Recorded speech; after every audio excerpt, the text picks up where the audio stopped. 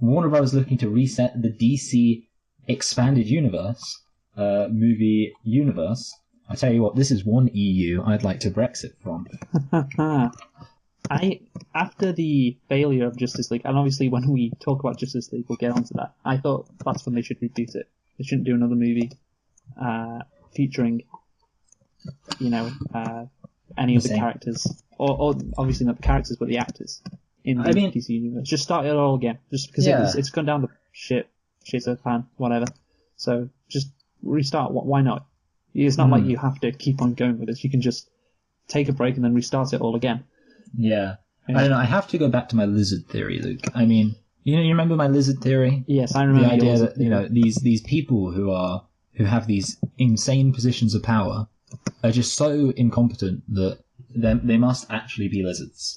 Because any normal person who was in charge of the DC universe could do a reasonably competent job, and they've got I don't know.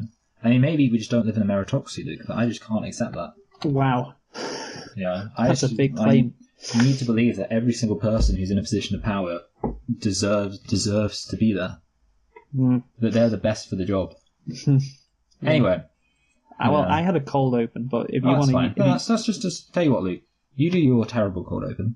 Well, and if I think it's, It's actually about Milton Keynes, Michael.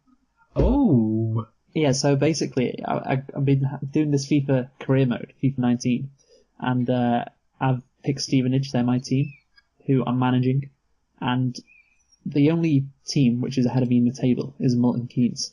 And it's really fucking annoying because me and Milton Keynes are just miles ahead of the rest, and I'm just 2 points behind, but they keep fucking winning. Like they're always they win every single game, and I'm always 2 points behind them because I drew one match earlier in the season. And it's just like, they're really pissing me off at the moment, Michael, I tell you. Milton Keynes Dons. You know what? I mean, I'm proud of the Donkeys. Why are they in League 2, though? That's the biggest question. I thought they were like a championship team, or at least League 1. They're in fucking League 2. What are they doing? Yeah, I don't know. It's like... They're too good for League 2, as they're proving on FIFA. Yeah, it's kind of... I don't really know exactly what happened, but yeah, it was like they were in League 1 for what felt like a really long time.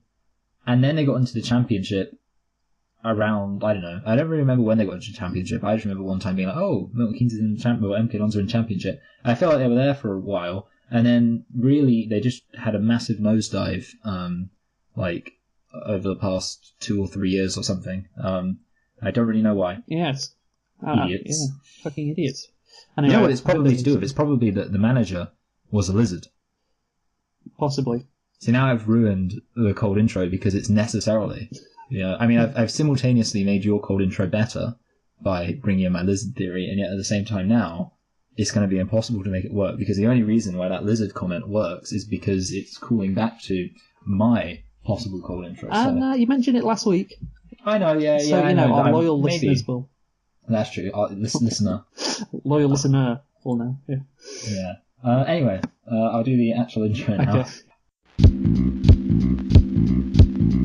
Back up, chump, you know Biggie Smalls rips it quick and kicks it quick. You know how black niggas get with the hoods fatigues, with the boots with trees. Flipping trees, making crazy G's. Hitting buckshots at niggas that open spots on the avenue. Take my loot and I'm bagging. Pimping hoes that drive Volvos and rodeos. Flash the roll, make a wet in they pantyhose. Damn, a nigga style is unorthodox. Grip the clock when I walk down the crowded block. Just in case a nigga wanna act out, I just black out, blow the motherfucking back out. That's a real nigga for you.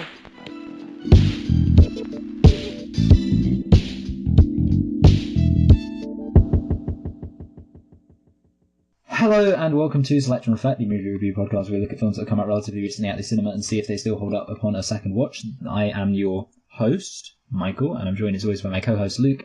And this week, we're continuing our Spooktober Spooktacular look at all the different horror films that the universe that you've chosen to watch, basically.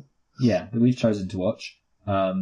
But I mean, they're pretty big deal films, all very contemporary, like The Descent, of course. Everyone's still talking about that. But do you know what people are talking about a bit more than The Descent? Although I don't think they are anymore because this film kind of came out a while ago. I feel like each film, each week is going to get more and more recent. But we looked at It Follows, didn't we, Luke? Yes. Well, why don't you tell us a thing or two about that? Well, funny you mentioned, Michael, the fact that people aren't talking about this movie anymore is because I saw a meme based on a scene from this movie, It Follows, and this was before I'd seen the movie. So obviously it was the when they're in the swimming pool, and she's pointing at somebody, and I can't remember what the meme was. Maybe it was I can't remember. Maybe it was that massive moth, and she was a lamp. I don't know. But basically, yeah. So I'd seen that scene before, but yeah. So maybe it's still a bit relevant because I just saw that meme a few weeks ago. But anyway, It Follows. It's a 2014 American supernatural horror film written and directed by David Robert Mitchell. It stars Micah Monroe, Keir Gilchrist, Daniel Zavato, Jake Weary, Olivia Liccardi, and Lily Seppi. It was released on March the 13th, 2015 in the United States, but premiered on May the 17th, 2014 at the Cannes Film Festival. And do you want to have a go at the budget, Michael? Oh, that's a tricky one, actually. I like how you act like you're surprised, like we don't do this every week. I know. It's like, ooh. Yeah, good question. Yeah. You've really been doing your interview prep here. I feel like, so The Descent was 3 million. I'm doing that thing where I just kind of compare films. But again, this is a weird film because on the one hand, a lot of it was very competent. Like, it feels more competent than, say, your average just run-of-the-mill Halloween film, as I'm sure we'll go into. So instinctively, I'm like, it must be quite high budget. But then, having said that, how much money does competence cost? So I'm gonna go for 4 million. It was half, Michael. It was only $2 million. Okay, that's fine. At least I didn't say 100 million. Yeah. At least I didn't say a billion. Yes. What about the box office? Well, everyone was talking about this film. Everyone. So, or at least everyone in the very kind of secluded sphere of pompous movie reviewers that I view the world of cinema through. Yeah. So I'm going to go for 180 million. Wow. This might be your worst guess ever, Michael. Oh no. Like percentage It's going to be a lot lower. 23 million. Wow. Jeez. Like, okay, I want to explain why. Again, I'm comparing films because The Descent, which I don't think is that like famous of a film. Like, I don't know. Like, I don't think you'd heard of The Descent at all. I mean, I know you hadn't heard of The Descent at all. That made what, 57 million? Yes. It was something like around the 60s. So I was like, okay, well, this film, it was a big deal. Like, a lot of people saying it was good. I was thinking, yeah, so like obviously it must be. I was thinking like over 60 million. I thought, well, maybe it did 3 times better, so I got 180 million. But no, wow, that's bad. Yeah, just shows what a bowl you're in, Michael. Hey. Yeah. Yeah. Ooh. Yeah, I mean, it is quite funny that I prefaced it with that comment because, yeah, all I saw was movie reviewers on the YouTubes coming out and saying, I really liked this film. I liked it almost as much as insert pretentious film. I liked it almost as much as that recent Coen Brothers film. Mm-hmm. Yeah, I'd say. Yeah. That latest film starring Philip Seymour Hoffman. Well, they wouldn't say that anymore, would they? Anyway, what do we do now? Talk about. Did you like the film, Luke? Yes, Michael. I would say I did like this movie. Yes. I would also say that you liked this movie. Oh, thank you. I think actually it's quite ironic that one of the characters, one of the actors, has the surname Luke Hardy, because of course this made you hard because it was so good. What? Sorry, what? Oh, Luke Hardy. Oh, right. Okay. Yeah, Luke Hardy. Yeah. Okay. That's clever. And that it describes your the state of your penis. Yes. With regards to this film. So yeah, I was also if my name was Tom, then this film should have starred Tom Hardy. Yeah. So you liked it as well? Is that what you're saying? Yeah, I liked it too. Anyway, okay. But we always talk about nitpicks, but then you always say, "Hey, we're supposed to talk about the plot." But I don't even know, Luke. Do you want to talk about nitpicks or plot? I'll do the plot first. So okay. It's pretty simple. The film follows a teenage girl named Jay who is pursued by a supernatural entity after a sexual encounter. Basically, this entity is trying to kill her and keeps following her everywhere, and the only way she can get rid of it is for her to have sex with another person, and then the entity follows that person. But once the entity kills that person, if indeed they do, they go back to the next person down the line, which obviously would be her. So yeah, you want to have sex quickly, get out in front of it. That's the best way to deal with this issue. So, Michael, did you have any? Or not have sex in the first place, Luke. Well, we'll get into that. So, Michael, how many nitpicks do you have? Well, you know what, Luke? I think, as I already said when we were talking about what we got, I wrote down a lot of nitpicks, but they were all concerning one very specific thing: the rules of the film. And once I kind of put them under the rules section, I actually only have one nitpick. Okay. How many you got, Luke? I got 2. Okay, so I go first then. She is driving away. This is a trope. So she's driving away from a very slow-moving thing. I call it tortoise and the... No, it shouldn't be like that. It should be the scary ghost and the hare syndrome, where you can clearly outrun the scary ghost, but just like the hare, you think, it's not going to catch me. I'm just going to crash into a ditch, because she's overconfident. She has decided she had time to crash into a ditch. So basically, yeah, she's driving away. She's in a car. Cars are very fast. Mm-hmm. Literally, the only thing she needs to do to maintain her advantage is not drive really fast like a moron and then crash. And like I say, obviously you might be like, well, she was, that's what people do. But it happens a lot. It's a bit of a trope in these kind of films, Someone's in a car, yes. The person is on foot, but of course they have to crash because otherwise they'll just escape. Or they're running away in the woods and they trip over like a tree trunk. Yeah. That old chestnut. So yeah. Basically escape like a non-moron. That's my advice. Yes. So my 2 nitpicks. One of them was, so I thought this initially when Hugh or Jeff or whatever he's called was explaining to Jay about the whole thing with the entity. Why didn't he just have like sex with the hooker? So it's just so much easier, and the hooker will probably have sex with someone like immediately after that. So you're good in that respect as well. It's like you put more people in between you and the entity like immediately. So you like it's just common sense basically. If you ever get put in that situation, it's the first thing you do instead of having sex with somebody who you're their friend and they know where you live, etc. Yeah, it's a strange rule or strange decision, especially seeing as he he had to court her. Court. In fact, actually, okay, I'm gonna just bring this up because okay. So basically, one of my nitpicks I put under the rules eventually was his decision. Like I think. I couldn't tell. It kind of seemed like she was kind of implied to be like a virgin. But even if she wasn't a virgin, she certainly wasn't, that it was very clear that she's the kind of person who likes to get to know a guy before she has sex with him. Which creates 2 weird situations. Number one, why is that the person he chooses to have sex with? Someone who, clearly, like, if I'm... I mean, to be honest, Luke, even if I don't have a disease that means I'm going to have sex with someone or I get killed by a ghost, if someone's like, take me on a date first, I mean, screw that, right? Anyway, but even the other problem is that once he's then had sex with her, she has to be willing to have sex with someone else. So not only is it very hard, and she's probably going to be less willing to do that. I mean, obviously, the thing is, like, she is kind of unwilling to do that throughout the film. She does do it at several points, but it's not like she's like, yeah, let's go bang some dudes. She's a bit like hesitant about it.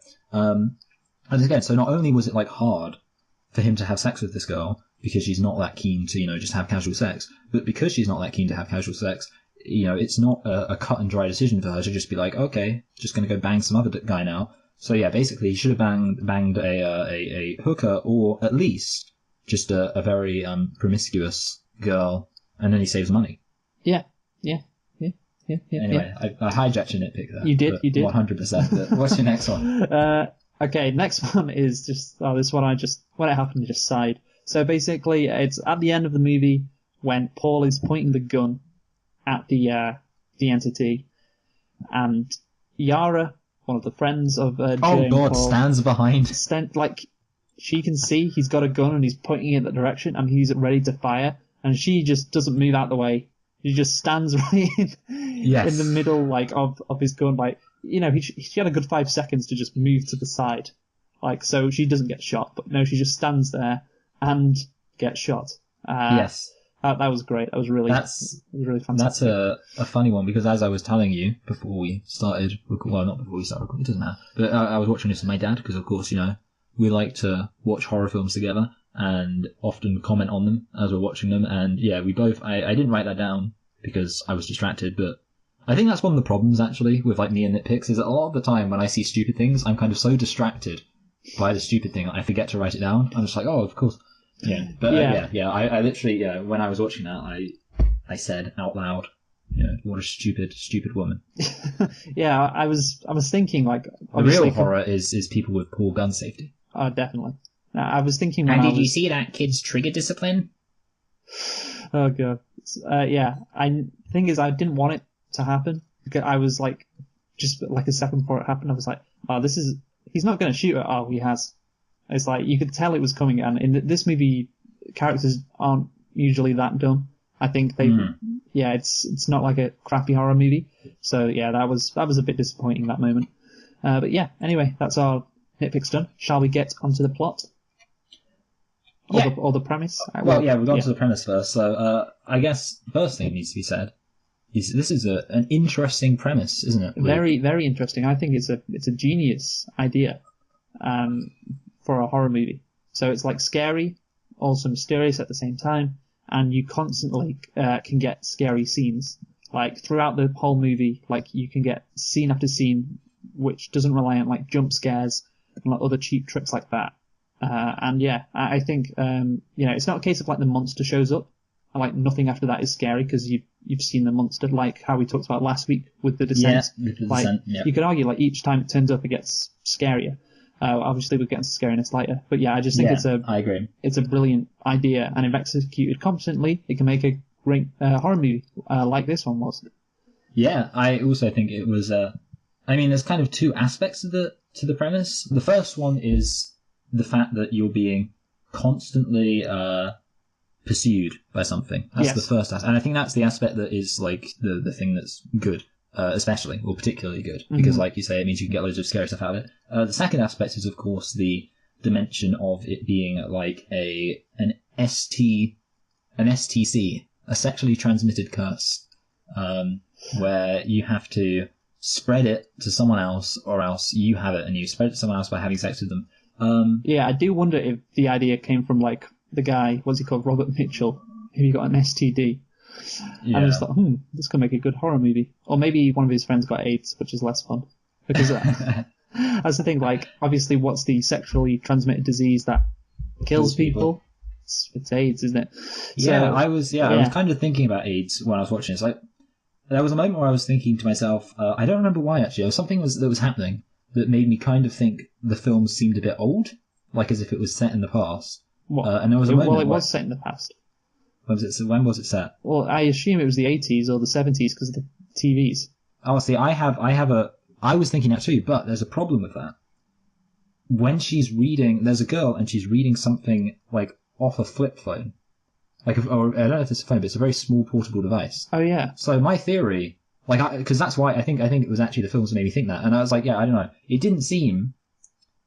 I should have looked this up, to be honest. But it seemed to me like the film was set in the present, but it's just some people who watch old films. But anyway, the important thing is that I was thinking it was set in the 80s, because then I was like, oh, and then it would parallel with the AIDS thing, but that never really came up. And on that note, I kind of think that second part of the premise about the whole sex thing wasn't really bringing that much to the party in terms of like substantiating the plot of the film. Like, I mean, there were a few things that were kind of relevant, like the fact that it caused it added kind of the dimension of like a relationship to it. So it was like, hey, like there's a guy who basically just sleeps with her because he wants to sleep with her, really. But it's made possible because of, the fact that it's a sexually transmitted disease. But apart from that, the fact that it's transmitted sexually really doesn't relate much to the plot, which I thought was kind of surprising. Well, the entity does show up and nude sometimes. Like, firstly, when you see it, like the woman isn't wearing any clothes. And it's an old man. An old man. He's also in the nude. Like, it's so that bit's weird. Yeah. So I don't know that's not explained. Like, and maybe, well, actually, I'll get up the Wikipedia page because I think Mitchell said that he didn't really care about the interpretations.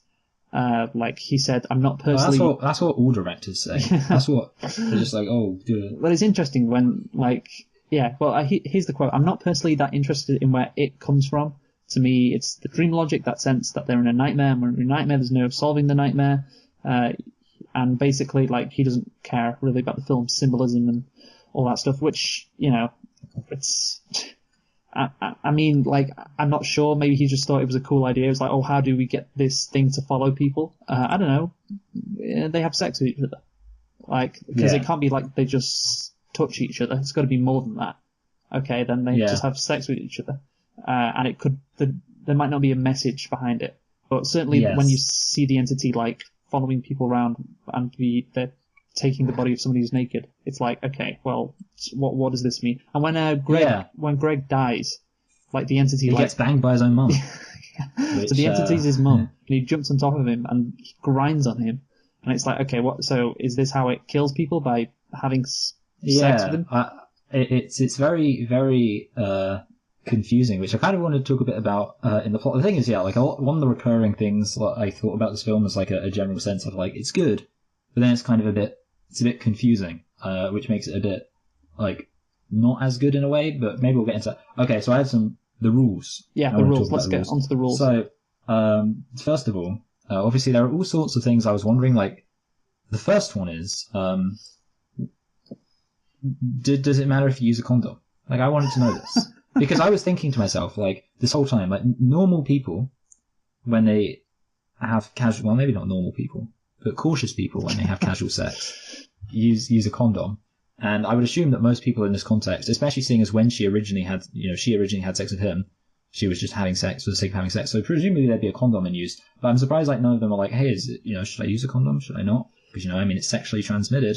Like, what if the curse gets caught in the condom? Yeah, basically? So they mentioned condoms, maybe there'd be a message or whatever. But they didn't. Yeah. But yeah, and I was like, I don't know. I mean, obviously all of that's kind of stupid, but the specifics of, like, how it spreads, it's always a problem when you have these intersections between the metaphysical and the natural. How does this all work? But and the other thing that you have to wonder is, why does it even bother looking like a scary person? That's what I want to know. What is the motivation for these creatures to want to look like scary people? They're like, I mean, you don't get, like, animals don't do that. You don't get, like, a tiger, like, oh, I'm going to make myself look like a giant, lanky old man. I don't know. It's just scary. Also, what if someone in the chain dies of natural causes? Does that count? Because that sucks. I just want to do it. Oh, actually, no, this is a really important one, okay? Okay. So, first of all, the whole thing with the film that you say is really good, and I agree, is that it kind of is constantly following you.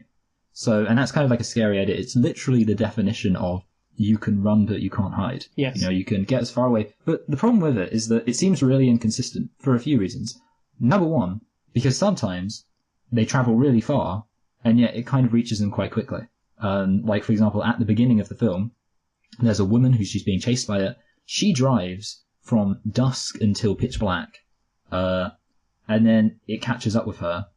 And I'm just thinking, like, how, surely she was driving, she drove from, based on how light it was when she started driving and how dark it was when she stopped driving, she must have been driving for like an hour at least. Something like, sure, it would take a while. And then other times, she's in the same place for ages, well, not necessarily ages, but, quite a couple of hours, and, everything's happening in one city. You would think, like, if you're just living in one city, I mean, it takes, so where I live, Milton Keynes, it takes about 2 hours to walk from one side of the city to the other. So if anything happens in Milton Keynes with this ghost thing, you would have a maximum of 2 hours wherever you've gone before it would come see you. But she has all this time where it doesn't show up. And then the other thing, the real clincher, is one time it's just hanging out on the roof. And I'm like, what is this thing doing? Just follow, the problem is it's not following people constantly. Yeah, so that's an issue. And it's an issue with a lot of horror movies. It's like, wait, why is the creature doing this? It seems like it's just doing this to serve the plot or be scary, even though it's done stuff differently in the past. Like you say, it's standing on the top of the roof. It's just very unusual. Yeah. So basically, Yeah. I had a couple of questions as well, in terms of how this entity gets transferred from one person to another. So what if there's like a threesome or an orgy? Like, Oh, you know what? who's it Okay, pick? Luke. I need to tell you this. Okay. So one of the things I wrote down was like, I was thinking to myself, and I do this a lot with horror films. I think it's quite a fun thing to do with horror films. Mhm. Thinking to myself, like, what would I do in this situation? And I came up with two solutions, and possibly a third solution, which I want to talk about. So the first solution is 38 days. Oh, sorry, no, I'm just reading. So basically, what you do is you have a job that involves commuting from New York to LA frequently, because that way you don't even have to leave the United States, but you're constantly going from one place to the other. Now it takes 38 days to walk from New York to LA. Oh, you've really done the planning here. Yeah, so I was thinking to myself, like, okay, but the thing is, like, this walks quite slowly. You know, that's the other thing worth noting. Like, it walks even slower than like a normal walking speed, I think. So it takes you maybe. probably have like a decent while, and basically you just have to live in those two places. This is where it gets even more complicated, though. It's very reluctant to get in the pool. Like, to me, this scene, the scene where they're in the swimming pool, I think we've already mentioned it, where they're in the swimming pool, the thing's walking around the swimming pool, that kind of blew the whole thing to pieces, because I was like really confused, because it seems like it's reluctant to go in the water. So at this point, it seems like all you need to do to escape it is go intercontinental. If you go to Europe, you know, like I would say, I would assume if they hadn't had that scene at the swimming pool, that if you went to Europe, it would just slowly walk across the Atlantic Ocean. That's what I'd imagine, you know, ghost style, like those ghost pirates from Pirates of the Caribbean. Yes. But the problem is, then it's incredibly reluctant to get into the water in the swimming pool. So maybe the rule is like, oh, it doesn't want to get into the water, but if it has to get into the water, it will. But ultimately, yeah, if you're going to throw in the intercontinental thing, even if it can cross the water, what you really should be doing is like LA to, you know, Tel Aviv, or kind of like, I feel like that's pretty much, you know, halfway. Whatever the point is, it's halfway across the world from LA. Just make your commutes between those two places. All you've got to do is make sure you've got a job that covers the flight and you're fine. But all you've got to do. This is my third solution. I think it's the best one, to be honest, Luke. It's organize an intercontinental gangbang. And what you're going to want to do, okay, is make sure you orchestrate which order you have sex with people in. So you've got the disease, okay, and you've invited, you know, some guy from Australia, some guy from New Zealand, some guy from China, some guy from Japan, some guy from Europe, some guy from... why are they all guys, Michael? Oh, yeah, well, to be honest, I'm actually just using guy in a gender-neutral sense. Well, that was one of my questions. Like, what if it's two men, or what if it's two women? Like, two men, it's not technically, like... Oh, actually, yeah, that's a question, Luke. Yeah. Is this a very heteronormative ghost? Yeah, or is it is it homophobic, or is it like, hey, love is love, you know? No, yeah, because that's what I want to know. Because obviously, as we know, one of the big problems that lesbian relationships face is that they are often delegitimized due to phallocentric conceptions of sex. That's the best sentence ever. There are many lesbians who will have sex without the use of a phallus, by rubbing their clitorises together, by grinding against each other. Now, of course, that is a perfectly legitimate means for two people to physically express their intimate sensations of love. However... It's like you're reading this off a PowerPoint or whatever. Is this ghost a phallocentric bigot? Is this ghost going to go, oh no, that doesn't count, you didn't put the dick in the hole? Because if so, I mean, to be honest, it needs to be woke. It needs to get woke. This ghost is not woke. That's the real concern. The other thing I want to know is, what if, okay, what if you got like a line of guys, each with their dick in each other's butts, and then you made a loop. So, you know, it was like, so there was a guy with his dick in your butt, and then it was like, but it was so many guys that you were able to form a circle of guys with their dicks in each other's butts. Would it, or to be honest, I mean, it wouldn't really work that well with girls and guys, because then, I don't know, like, yeah, it depends on what the rules are, but the important thing is, yeah, then it would basically just be stuck constantly going around. Well, that's the thing, like, does anal sex count? I don't know, yeah, I mean, that's the thing, we need to know these rules, and these are the questions they should have been asking. But anyway, yeah, my intercontinental gangbang. So basically, it's important, though, the way you do it, okay? Because you get different people from all over the world, and then you kind of do it so it's like, it has to do these really long walks. So first of all, let's say, for example, I'm from the UK. So first thing I do is have sex with somebody from New Zealand, and then I'm like, hey, person from New Zealand, have you met this person from Canada? And then I'm like, hey, person from Canada, have you met this person from Japan? And then I'm like, hey, person from Japan, have you met this person from Chile? Like, I orchestrate like that. So each time the ghost would basically get tired, because he'd have to walk or because let's say there were 50 people there. First of all, he kills someone in Sweden, and he's like, all right, who's next on the list? South Africa. It would be really annoying for it, and I think that would be worth it. Is that the womp music there? Yeah. I think it would be good if the music was the sound. If its footsteps were the music, like in like films where it's kind of like the Jaw music, but it only plays when the thing's moving. So it's like do do do do. You turn around, look back, do do do do. Turn around, stops. Do do do do do. Like I think that would be good. So if it's like do do do do do, turn around. No, do do do. Oh, you know what? Tell you what this reminds me of. I just realised. You know what we could have done our cold intro on? Doctor Who. Could have got woke, but I did want to talk about. Okay, so do you remember the Weeping Angels from Doctor Who? Yes. So possibly, of course, one of the best Doctor Who villains. Yes, certainly. Their whole thing is you have to be looking at them, and the minute you turn away, they'll run after you. Although I feel like they're really inconsistent because like one of the rules is you can't blink because if you blink, then they'll get you. But then on the other hand, you literally see people turn around for ages and then they'll turn around and it hasn't moved. But anyway, important thing is that's what it reminds me of, and that would have been cool. Like if you had to constantly be looking at it, or else, but then I guess they'd just be stealing the idea. Although to be fair, seeing as Doctor Who is creatively bankrupt, apparently they've brought back the Weeping Angels like 10 times now because they're like, hey, that was a good idea. Let's use it all again. Anyway, do I have any more things? Okay, two more things actually. Okay. I've got an idea, by the way, on how to stop it from coming after you. All right, I want to hear your idea because that's important. Because I've done all my ideas. I mean, your idea of an intercontinental gangbang was very creative, and it may work fine. However, I think the easiest thing to do would just be to trap it. So it walks pretty slowly. Okay, you know what, Luke? Can I just say you're about to say because one of my points I want to say about the rules is that you can close doors on it. Exactly. And I think talk about that, Luke. Well, yeah. So I imagine it's shown that it's pretty strong, this entity or whatever it is. It can knock down wood and can fling people like several meters. It can also knock up wood. Sorry? It can also knock up wood. Yes, that's great. Fantastic. So basically all you need to do though is just get like put it in a prison. So I don't know how you'd orchestrate this. You'd need money probably, but you get some really strong like material, like metal, and then you just create a room. It can be anywhere, and then you have two doors. The person who's being chased just walks into the room. The entity comes in. You shut the door behind the entity, and then you walk out the other door and you shut that door, and it's just trapped, and there's nothing it can do. And there you go.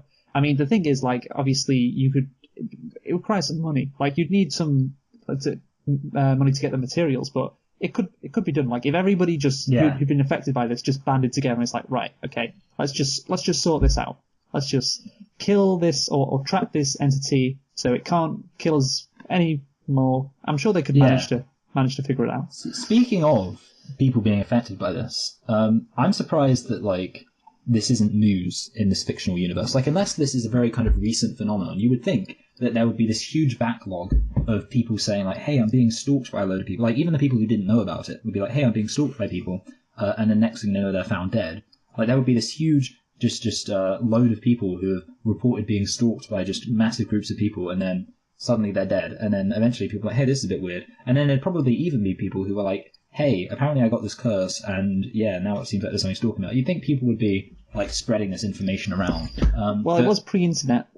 It was set in the 80s. Yeah, we need to find out. The only thing, well, to be honest, it was set in Detroit, so given their infrastructure, it could be even now. I mean, even today. Yeah, exactly.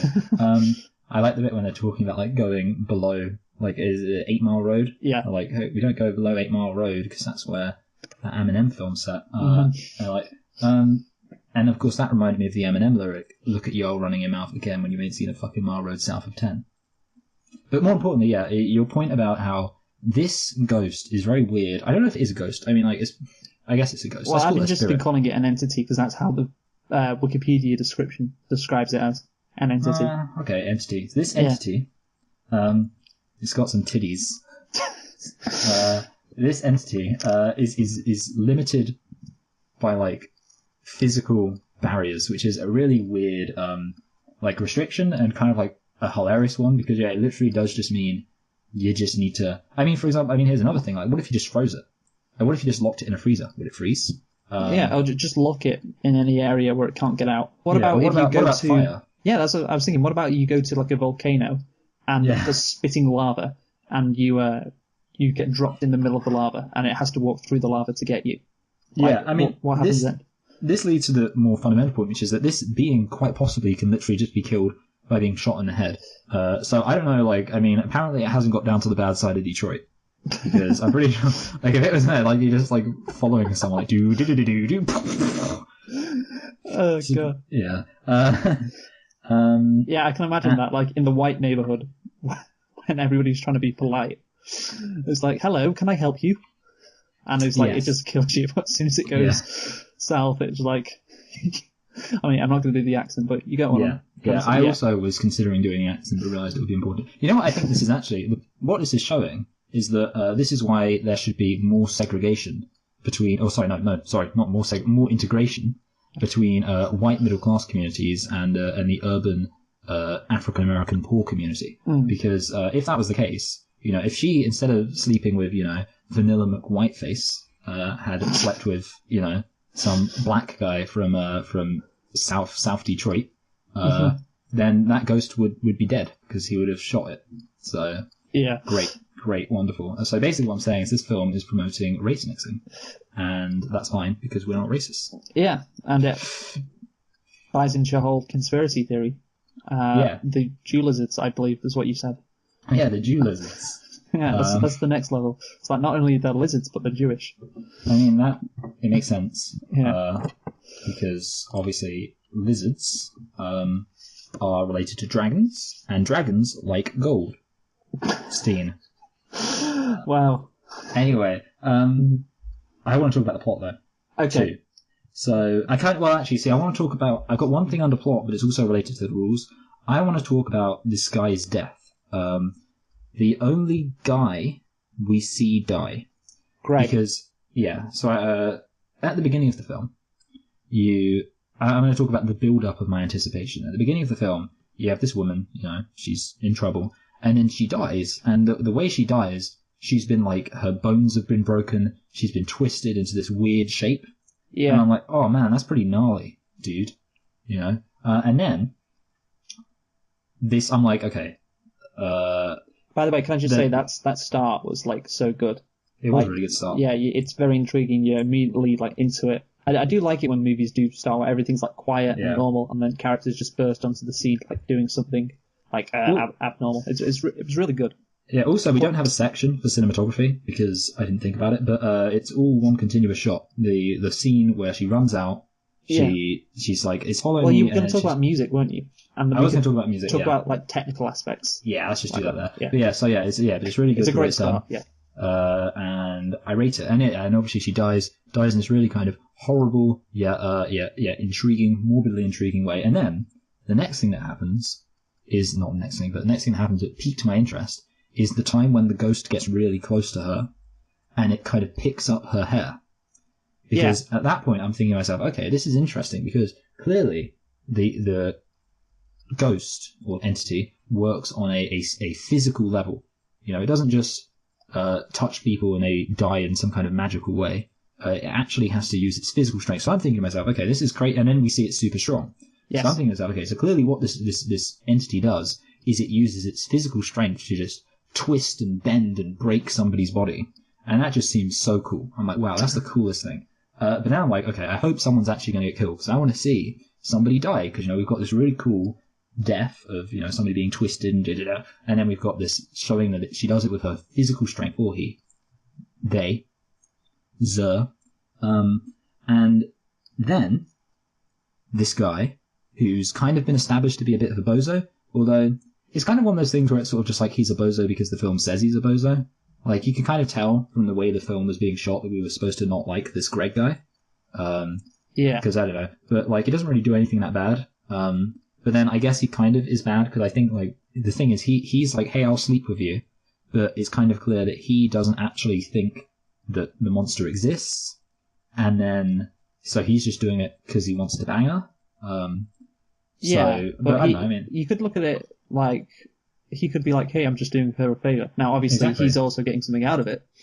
But he's saying that it's a free market. It's an exchange where two people benefit, Yeah, exactly. just like prostitution. Anyway, but yeah, basically, then he dies, and I have some. There are two concerns I have about the way he dies. The first one is that I think it kind of ruins one of the basic logics of the film, which is, and this is where I kind of want to talk about the rules again, so I'm going back to the rules.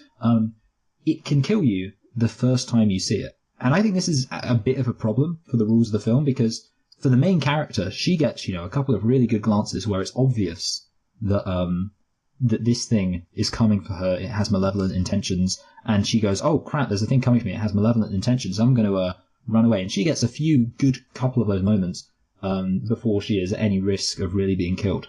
But this Greg guy, basically, he doesn't see anything at all, according to him, and we'll trust him because it doesn't show him seeing anything. And then the next thing that happens, like the first time he sees it, it's his mum knocking at his door, and then it, bangs him to death. So basically, I'm saying like the guy didn't have a chance. And the problem with having that logic is then it's like, well, you would think that really, like a lot of people would be being killed by this thing. I don't know. It kind of bothered me because I was just thinking to myself, you've got to have the moment. It's got to play fair, basically. It's got to have that moment where it's like, hey, I'm coming to kill you. But now it's just like, oh, you can just the first time it sees you, you're dead. That's no good. No, yeah, that's a good point, actually. I hadn't considered that. Like, imagine you're just walking down the street and there's this person's walking towards you, like in the opposite direction.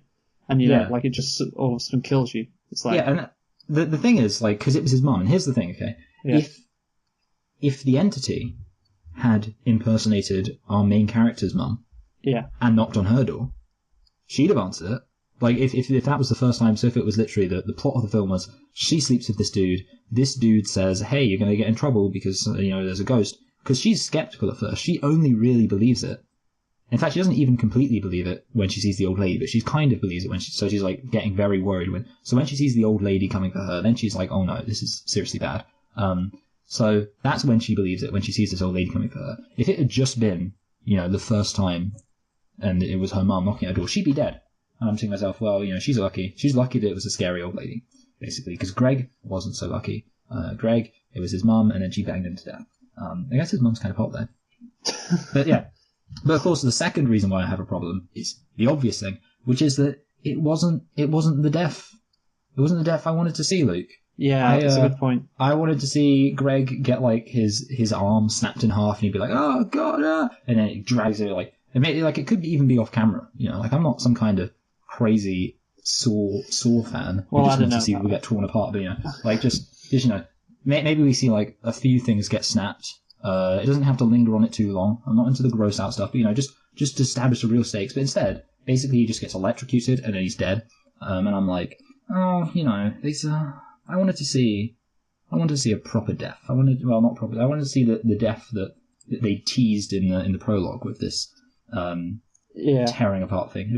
Also, side note, I think that canonically, the entity should be Dracula. Because Dracula is a sex fiend. Is this true? Kind of. So I think that Dracula is like a lot of the original idea of Dracula plays off Victorian like sex concerns and stuff like that. Because Dracula, his whole thing is he's like an eligible bachelor, at least in the original story.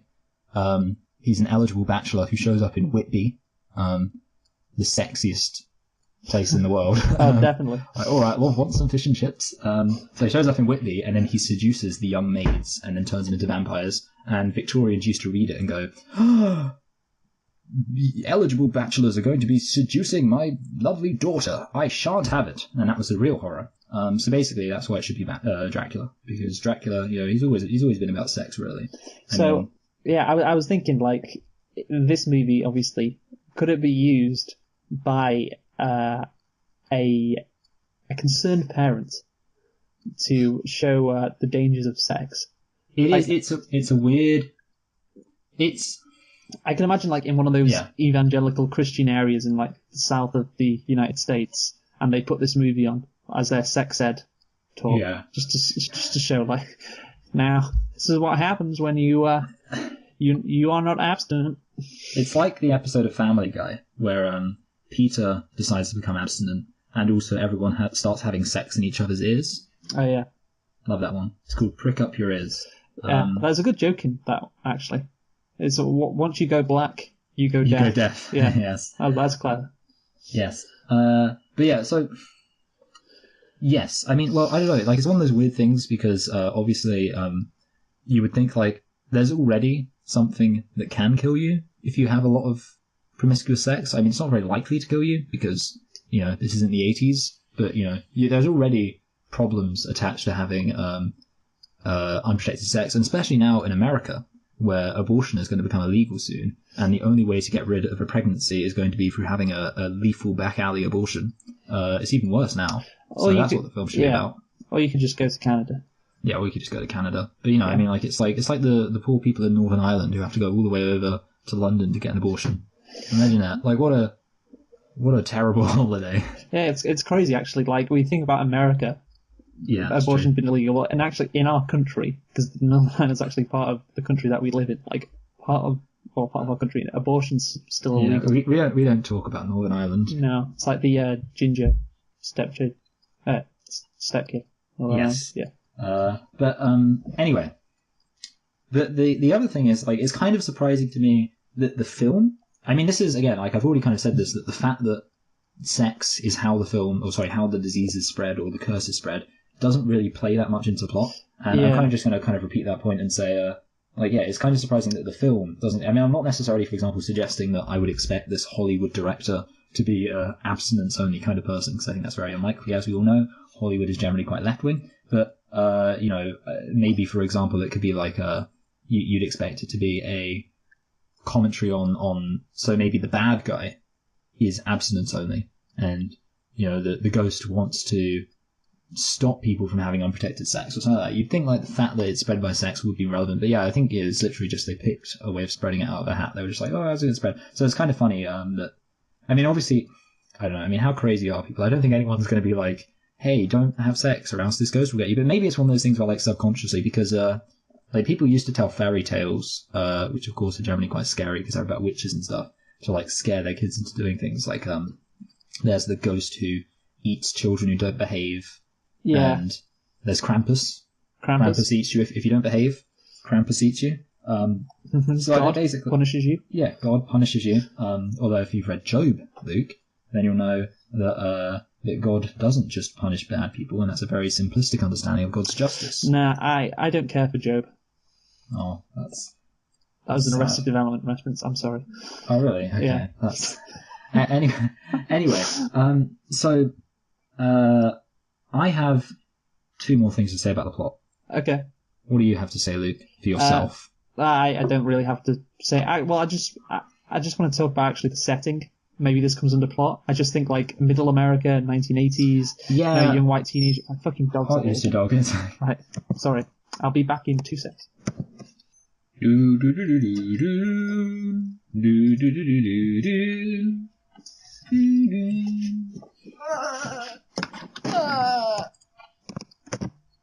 I'm back.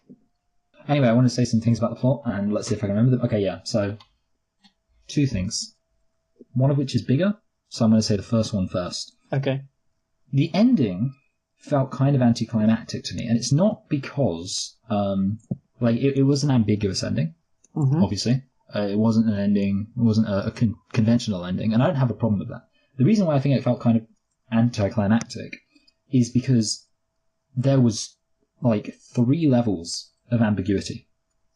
Because, first of all, we are told basically to care about the female main character. You know, that's who we're invested in. Jay. And at the end of the film, it isn't following her. So that's the first level of kind of disassociation. So whether or not it is going to come back, it's not going to follow her immediately. Well, actually, Michael, if you look at the last scene, there was somebody following them. Yeah, sorry, I know, but it's not going to get her immediately. Oh, is my point. My second problem is he may, obviously there is something following him, but I'm going to assume, which I think is how it's supposed to be interpreted, and that's kind of just showing how much the anxiety caused by this can affect your life. So we, the audience, are supposed to look at that and say, oh no, there's someone following him.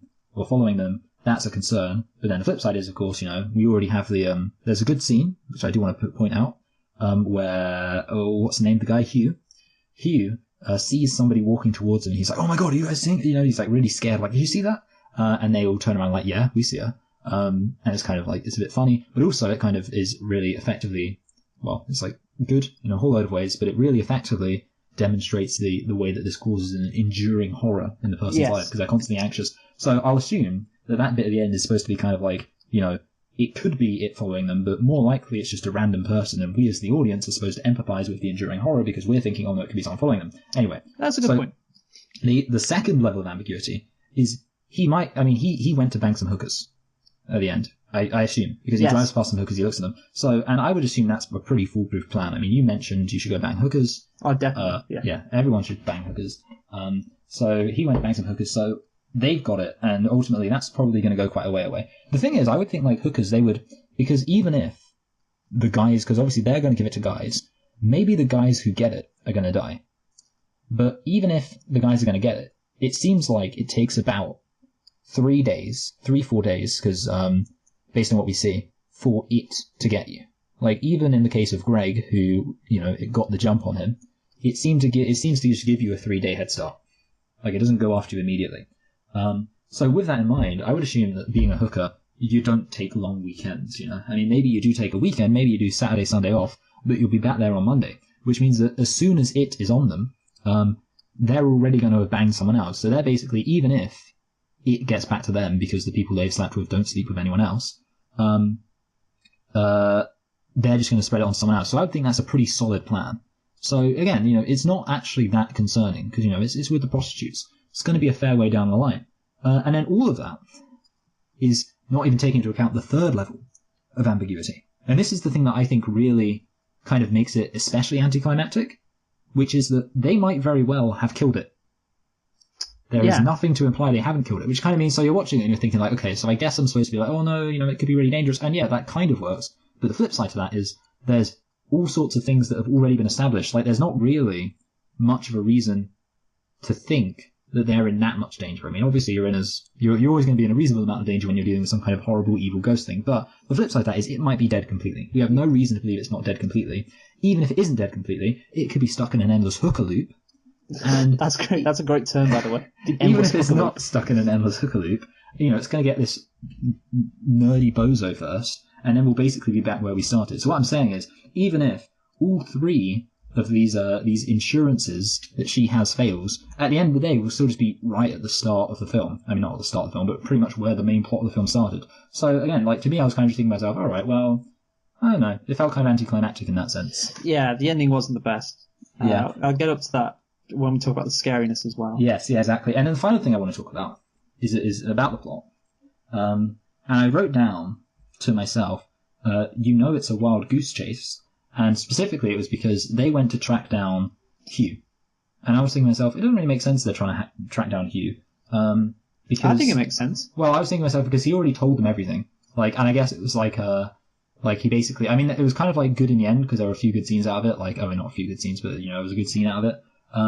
But I was thinking to myself, I guess it makes sense, but it's kind of like they already know pretty much everything. And he, like, I was thinking to myself, like, I'd be very surprised if Hugh says anything other than, hey, I've already told you everything that I wanted to tell you. I mean, I literally chloroformed you, tied you up, and, showed you this horrible, evil It Follows thing just to get the point across to you. So why would I have anything else I want to tell you? But the other thing, that's not really a criticism, but what I want to talk about is this.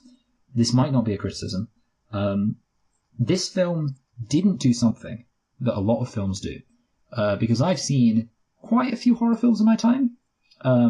Like, your Sinister, your Annabelle, your The Unborn, your The Conjuring. And one of the things that I've noticed is that there's often a bit in the middle of the film where the character basically researches what they're up against. And this is kind of going back to the whole question of, like, where does it come from? And, like, what is it? What are the rules, and also what is its origin? And a lot of the time in films, so, for example, Annabelle, they find out, it's a doll. The doll was owned by a crazy person. A crazy person killed herself. I can't even remember the plot. But, and in The Conjuring, it's like, it was a witch. A witch lived in this house. the witch was burnt at the stake in this house. Now it haunts people and is sinister. Oh, it's an evil ancient Mesopotamian artifact was left in this house. They basically find out what's happening. And that usually happens, in your standard horror film. Sometime during the halfway point, they research. They'll often speak to an old, wizened professor, and he'll say, there are dark things in these symbols. A lot of people didn't believe me. And then oftentimes I try and get an exorcist. This film didn't do that. No, it didn't. I guess it was like, I was thinking about the characters that were like, okay, we're going to try and solve it ourselves instead of seeking outside help, apart from going to see Jeff or whatever he was called. So it's interesting that they did that. Yeah, see, it's a bit weird. I would say it's a double-edged sword. On the one hand, it's quite different to have no explanation. And I'm kind of glad that they didn't, go and say it's an ancient succubi from. Do you know what a succubi is? No. Well, actually, I'm lying. It should be succubus. I've heard of that. A succubi is the plural. So I was being mistaken. A succubus is Jewish, I think. Jews invented all the demons. The demon of alcoholism, the demon of the Hollywood mainstream media. No. But yeah, so a succubus is like a sex demon. So if they're like, it's an ancient succubus, the granddaughter of Lilith herself, and it's going to destroy you. That kind of would have been dumb, so I'm kind of glad they didn't do that. But the flip side is, it's not very realistic that they wouldn't have, tried to do it. Like, especially since he's at university. I mean, I'm sure they've got some kind of a, religious professor at that university, or I don't know, universities have some weird degrees. I bet there was a university, a course in York on strange demons. You can take a course in demonology, Luke. Yeah, I don't doubt it. So basically, they should have gone on research and be like, hey, Mr. Professor, what did you know anything about demons? And he'd be like, yes, there are dark secrets. Oh, I heard about this 20 years ago. 20 years ago tonight. Tonight would have been a bit on the nose. Yeah. Anyway. Well, I'm glad they didn't do that. Yeah. So yeah, it was kind of. But then the flip side to that, the only kind of thing is that it means that there is like effectively less plot. Because, I guess so. So it was pretty much okay. Pretty much fine, wasn't it, Luke? Really. So now, do you want to talk about the music and the technical stuff? Certainly, Michael. So the only thing that I really want to say about the technical stuff, actually, no, characters. We're supposed to do characters. I don't think we should talk about the characters in this one. Okay, but if we're going to talk about the technical stuff, we should talk about. We can say the acting was pretty good. Yeah. The acting was, not pretty good. The acting was fine. I agree. Not a single problem with the acting. Nope. Well done, film. It's all good. Especially all the people who did a really good job at standing there saying nothing on roofs naked. Yeah. But the thing is, we normally talk about the characters, but there was just nothing to them. They were just trying to figure out what was going on. Yeah, I guess we could talk about how Nerdy Pants was a bit of a nerd. And we've already spoken about Greg. And the female character was just the main character, she was, literally the only character who had any kind of interesting thing to them was the nerd, because, he sort of had the whole thing going on of like, I want to bang you, and I guess he was a massive cuck. Well, kind of. I guess he did bang her, but it's sort of a bit like, imagine actually being like, yo, I'll take on a horrible demon for you. He's that desperate, yeah. I know, like that's... Okay, actually, I do want to mention this. One of the things I was thinking about during this film, and again, this comes into the film didn't do much with the whole it's spread by sex thing. I was thinking to myself, immediately when I heard it, I was thinking, that's a bit of a bugger of a stipulation for a dude. And the reason for that is because, what is the most unattractive thing for a woman, Luke? I'll tell you what it is, Luke. It's desperation. You can have sex with someone. Like a lot of the time, that's why it's so easy to have sex with people you hate, because you're just like, you don't even care about them. You just hate them loads. And then because of that, it's like you this just is great advice. Because of that, you just keep your cool around. You're just like, oh, I don't even care, whatever, dude. But the thing is, if someone walked up to you and said, you've got to have sex with someone, or else you're going to die, you would lose all game. Because you'd just be like you couldn't even pretend to be cool. You just have to be like, hi, you're really pretty, can we have sex? And I was really expecting that to be like a thing that came up, the fact that just like it would be so impossible to convince somebody to have sex with you. But that sounds like a comedy montage. Like this person trying to have sex with, like, well, say it's a guy trying to have sex with like 3 girls, and it keeps on cutting in between the girls, and they keep on turning him down, and he's just sighing like, oh damn it, I can't have I can't get rid of this curse. Yeah. Also, it could have been done to that, you know that song that's like, wipe out. That's a good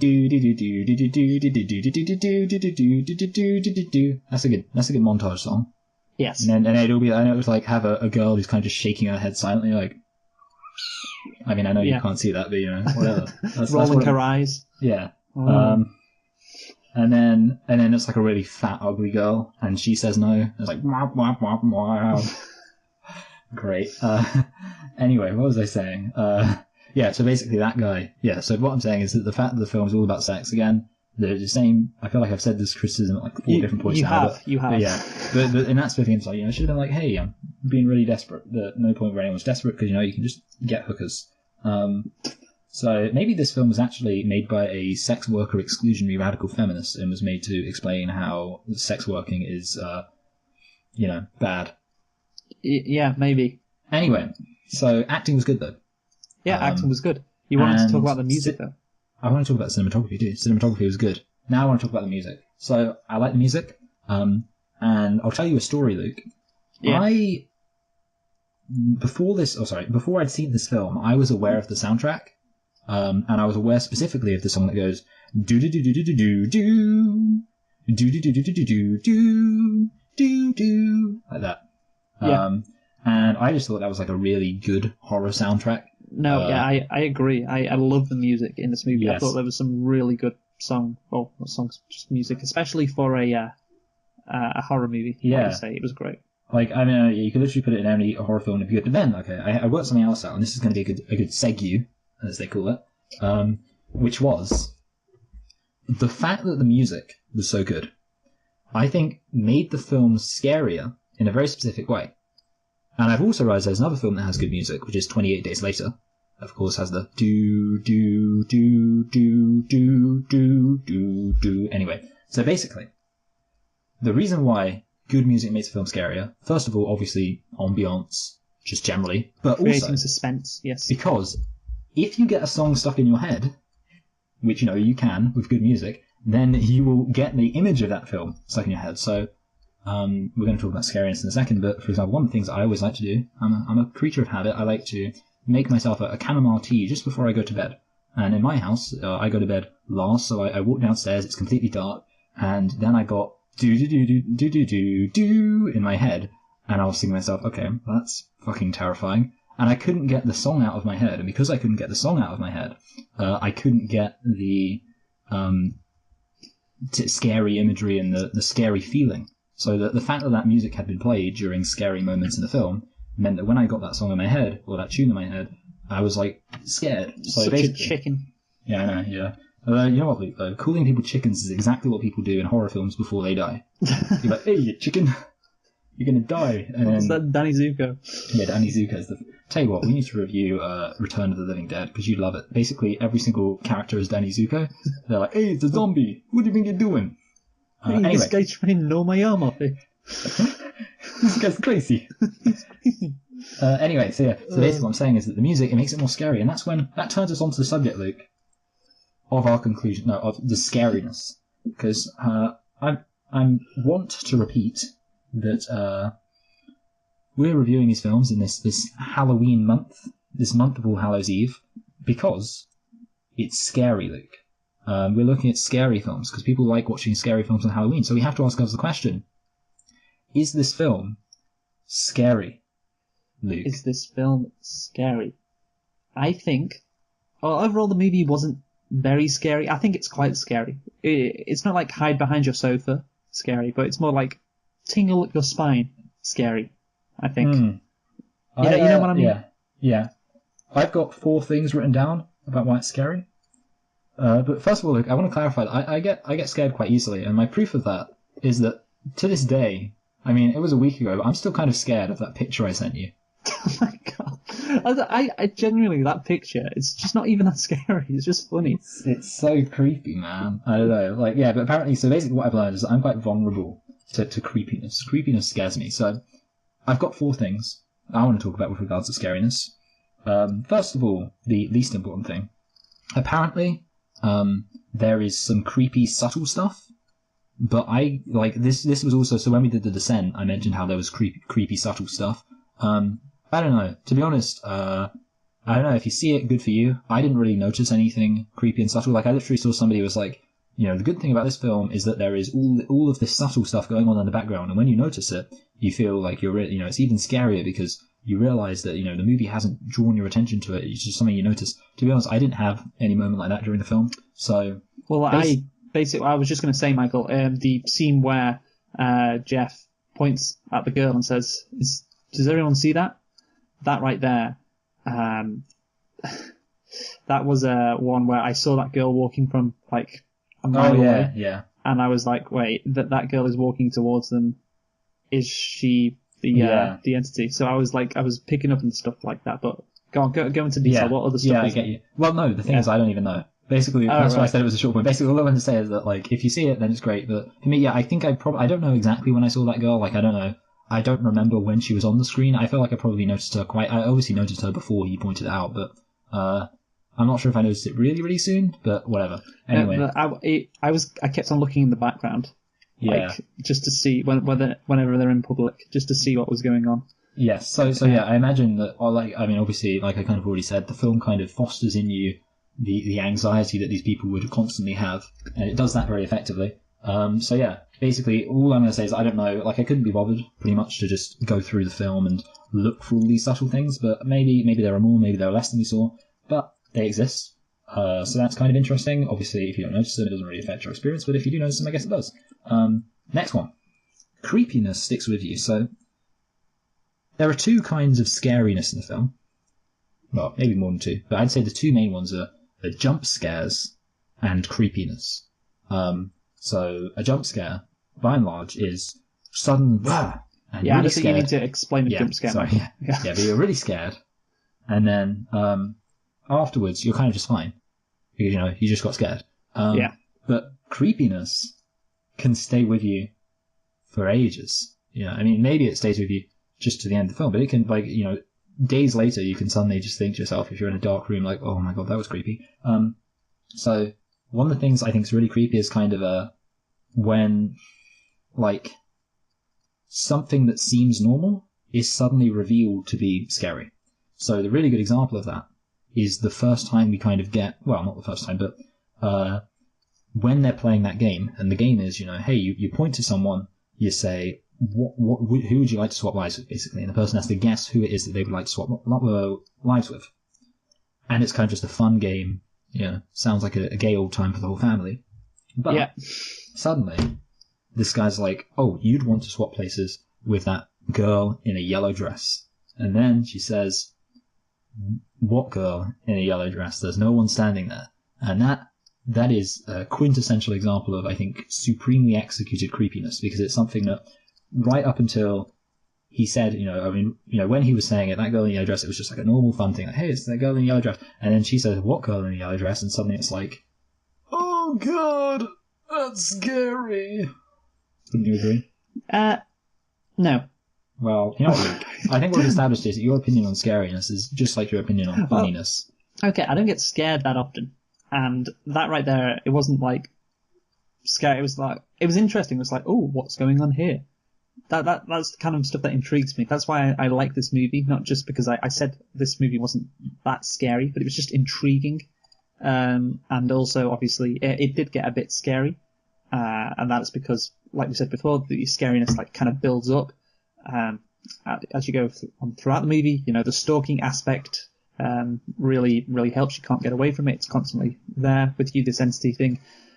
So yeah, I think it wasn't. Yeah, I don't know. I don't think it was actually that scary. But I guess you disagree. Yeah. You think it was? Well, it's ultimately subjective. So, but yeah, like me personally, I think this is going to be one of those films where, I'm not scared of it now, but the night that I watched it, I was still a bit kind of on edge after having seen it. I was a bit ooh, still got that feeling of, wanting to turn around, but kind of afraid to turn around, because what if there's a giant monster there? Anyway, it is beautiful, actually. To say the scariness. It is beautiful that you could just be, this person could just be walking towards you in your direction, and you could be thinking nothing of it, and then all of a sudden they're about to kill you. Yes. And that is beautiful. It's just beautiful, It's beautiful, Michael. isn't it? In an It's like existential dread kind of way. Yes, it's like the calmness of it. It's like everything's normal, everything's relaxed, there's no danger, and all of a sudden you realise because they're getting so close to you and they're walking right at you, it's like, oh shit, there's danger, and then you realise at the last second. And then you get banged to death. And then you get banged to death. I realised my third point about scariness was just that there aren't that many jump scares, and there are pretty much, I mean, there are maybe a few moments that are like jumpy, like a few moments like hey, someone throws a book down, but there's not like any bleh moments where someone just jumps out and goes bleh. Yeah. Which is good. And then the final one I want to point out, which I think is actually very interesting, or something I only thought about later. See, the good thing about this film playing on my mind a bit is it made me think a bit about like kind of what made it so scary, while I was lying in bed at night, terrified, wetting myself, in absolute, petrified, Luke, just lying in bed, frozen. Also, the internet went down the night I watched this, so I was lying in bed, trying to watch some gentleman's video. No, I'm kidding. I was watching I was watching like YouTube, I was watching an entertaining YouTube video, and then the internet went down, and I was like, I really don't want to watch, because it was like pretty late, like 12, and I was like in bed, kind of just getting ready to go to bed, and then the internet went down. I was like, I really don't want to go downstairs, but I also don't really want to just lie here. Fortunately, the internet just came back of its own volition. But anyway, I was thinking about, why is the film so scary? And I realised, and one of the scary things about this film is that it robs you of a sense of camaraderie. Because in a lot of horror films, at least the people can kind of stick together. And in this film, eventually people do kind of stick together. There's still a fundamental, thing about this film that makes it especially scary. Yeah. Which is the idea that you're the only one who can see this thing. So especially in the middle point, where she can see it, nobody else can see it, and nobody else is even convinced that there is something wrong. In that moment, that's pretty terrifying, because it's you can't even, you don't even have friends. If you're in kind of at least if you're in one of those standard teen horror films where you're being stalked by a slasher villain, at least it's a bonding experience, hey, did you see that guy who hacked apart our friend? And yeah, I saw it. But in this film, we're just hey, did you see that giant, tall, creepy man behind that woman? And they're just no. You're well, shit. And it's yeah. So I was just thinking, so that makes it uniquely scary, the idea of it's you're the only one who's really dealing with it, because everyone else can't really see it. And eventually, obviously, they do believe her and they start working with her, but even then, it's still she's the only one in danger, and that's kind of scary. The idea of something coming specifically for you. Given the choice, I'd rather be with my friends getting attacked by a monster who doesn't discriminate, who's going to just kill whoever it finds first, than having to be hey, buddies, something's trying to kill me. Possibly sucks. Anyway, so those are my points on scariness. And apart from that, I think we're done. Yeah, well, I just want to say one more thing about scariness, and it's to do with the ending. So I think at the end, you talked about how the ending was anticlimactic. And I want to talk about the actual the actual scene where the monster dies. Oh, actually, we need to talk about this. Scene. Yeah, sorry. Yeah. I can't believe I didn't mention this. Because there's a lot of things. Yeah, we need to talk about that scene. You can talk about that scene too, but I might have some things to add. I just want to say, the issue with it is that they're trying to lure the monster to them. And, they hatch a plan to catch it and electrocute it in the swimming pool. But the issue is, they're they're not looking for it, but they want it to come to them. And it removes the scariness, because, they can't get away from it. That's why it's so scary, but wanting it to come to them, it's okay, this isn't that scary anymore. Because on its own, it's not frightening enough, because it's just like a human, isn't it? So yeah, it is an issue that the ending, yeah, I agree. It was just we've got a problem, we have to solve it, and it's it's supernatural, but it's not actually horror. Yeah. Yeah. I have a few problems with that ending, actually. First of all, it's the place that's a freaking medieval castle, and it's got these storm clouds around it and lightning. Second of all, why does the place look so run down? It's got this really nice swimming pool. That's a good point. That should have been a nitpick. I know. I realised that. I was kind of thinking about this just now. But then the other thing is, I think their whole plan was kind of just crazy, how incompetent it all seemed. And I think it was another example. I've got to say it, Luke. I think it was another example of the villain just becoming a bit like not as extreme, but the villain kind of just becoming crap in order for the plot to resolve. Like, basically, it's not really like they beat it through coming up with a great plan. They really don't. Just shot it in the head. Yeah, exactly. They just shoot it in the head. So it's a bit like, well, it's a classic. How did it survive up to this point? Yeah, exactly. I mean, it's not that impressive. So, again, kind of disappointing that it's another classic example of just, it's a scary villain. Yeah. But then suddenly, it's not that hard to beat. Anyway, Yes. So, apart from that, now we can conclude. So I'll go first. So, like I said, I think it follows the idea was fantastic. It's a great premise. When Mitchell, the director, I looked on this on Wikipedia. He said, when you say it out loud, he's talking about the premise. When you say it out loud, it sounds like the worst thing ever. And to be honest, I think I disagree. Like, yeah, I think it's a lying arsehole. Yeah, when I heard it, it's like, oh yeah, that could be really, really fun. And it was really good. As long as the movie is executed competently, it can be really entertaining. And this movie was executed incredibly well. Really nice. You talked about the music and the cinematography and just the suspense and the creepiness of it. It was really well done. The only issue I think I really have is the ending. But yeah, basically it's another just really simple, good horror movie. It's like middle America, 1980s, young white teenagers. You got the sort of suburban surrealness. It's like a perfect horror movie setting. Lovely idea. I think it's very good. It's definitely worth a watch if you like horror movies. Like I say, it wasn't the scariest thing, but it was certainly good. It had its moments. So I'm going to put it as an 8 out of 10, Michael. 8 out of 10 for me on It Follows. How about yourself?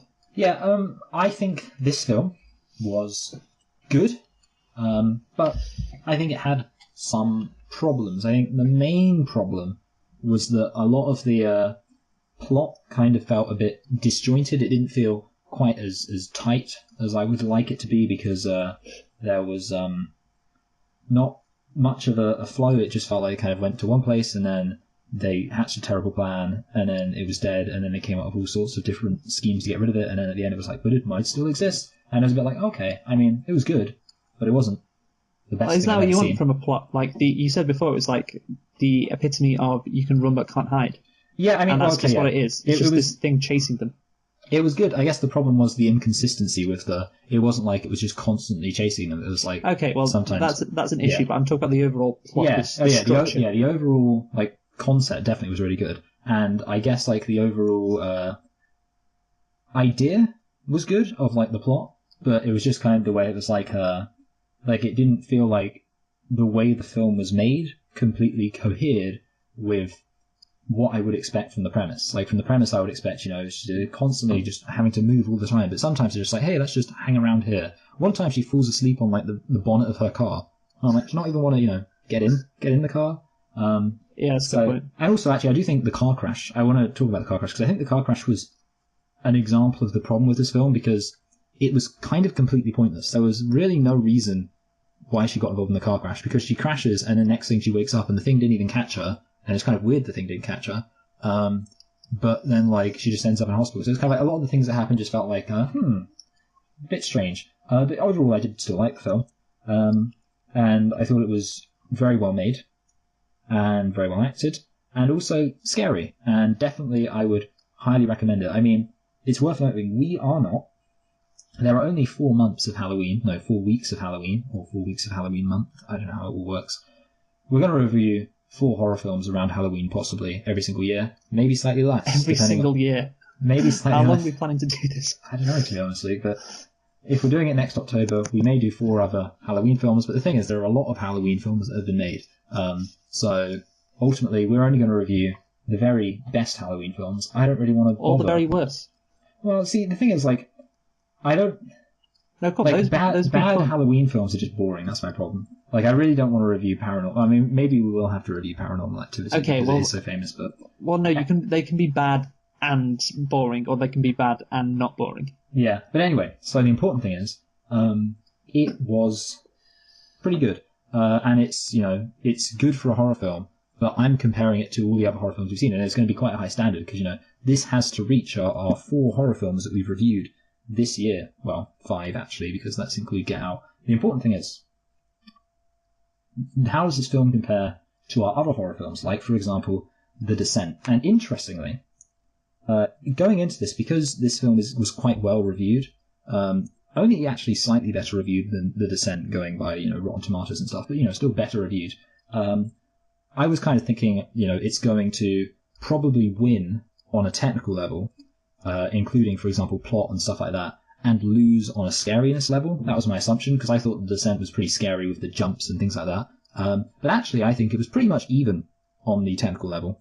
The Descent did some really interesting stuff with lighting and, the way it kind of filmed the claustrophobia and things like that. The Descent brought a lot of stuff to the party, and so did It Follows. On plot, I think Descent might have just been better simply for its simplicity, whereas this was slightly more complicated. But where I actually think this film did better was I think this film was slightly more scary, in that this film will stick with you a bit more, but not like so long that it's not going to ruin your week or anything. But I would think that a lot of people will watch this film and they'll still have that kind of sense of creepiness that exists. And I would say, because I was kind of thinking to myself, do you want to watch a film that's going to make you feel uneasy? Do you want to watch a film that's going to make you feel creeped out? Isn't that a negative emotion? And it got me thinking about Manchester by the Sea, because Manchester by the Sea, it makes you sad. You're not going to be happy, and you'll probably be like a bit like bummed out for the first, if you watch Manchester by the Sea, maybe like 2 or 3 hours after watching Manchester by the Sea, you'll be like, man, that was a pretty hard-hitting film. So what I'm going to say is that this film does for creepiness what Manchester by the Sea does for sadness. You'll watch this and you'll be like, well, that was a pretty creepy film, and you'll be thinking that for a few hours later, unless you're Luke, in which case you won't be. But okay.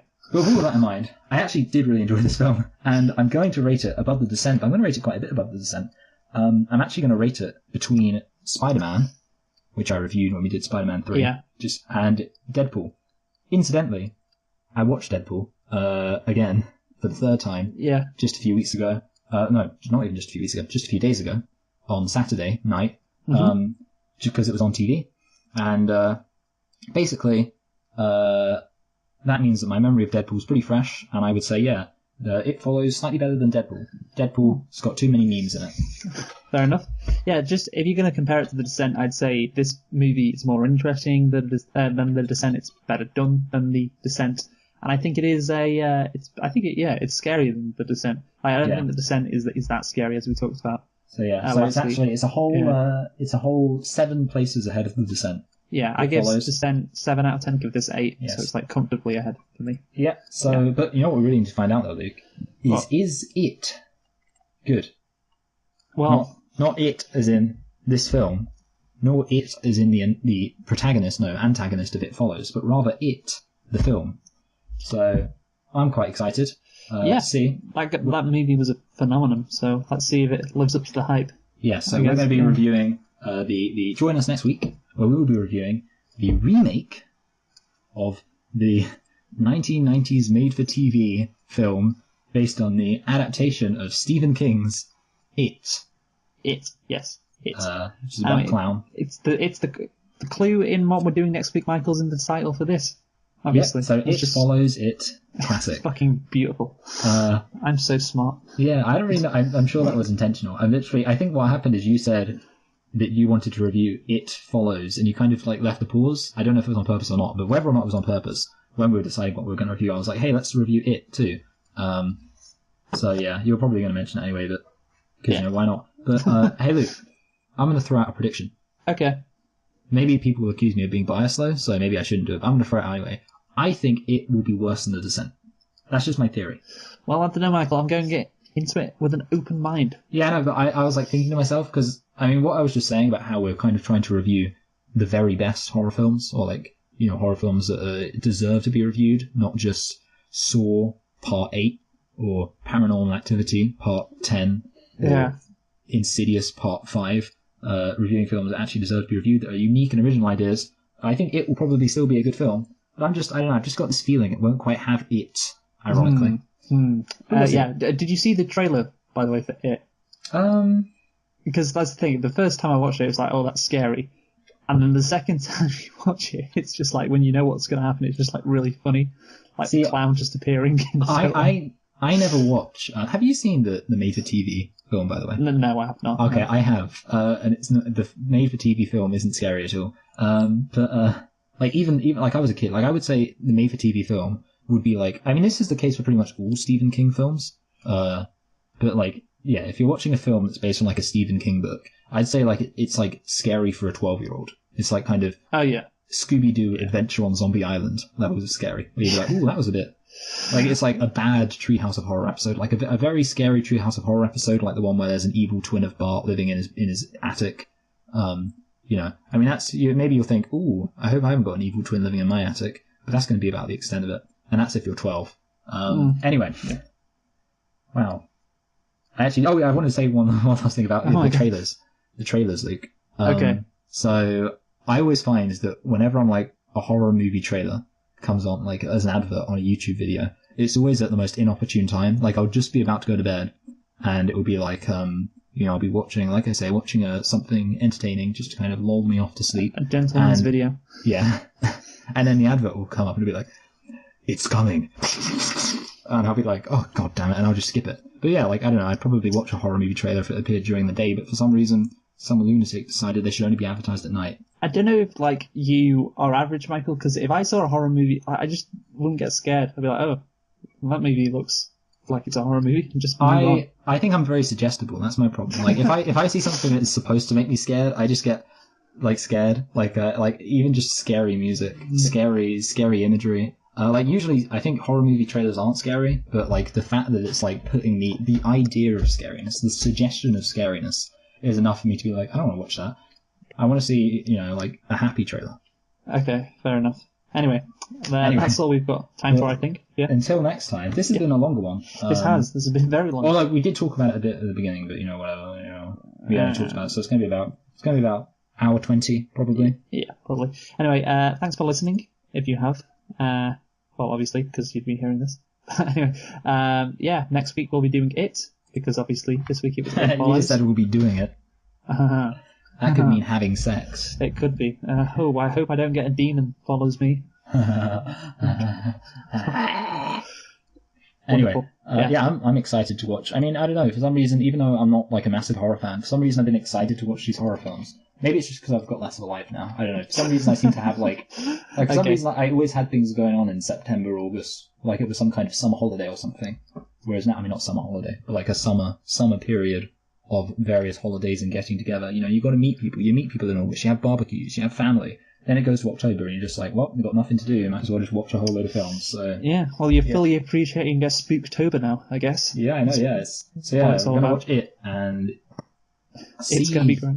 Yeah, it's gonna be great. It's gonna be great. Anyway, who have you been, Michael? I've been Michael. And I've been Luke, and thanks for watching our review of It Follows. Join us next week for the review of It. Goodbye. Goodbye. That was amazing. Thank you.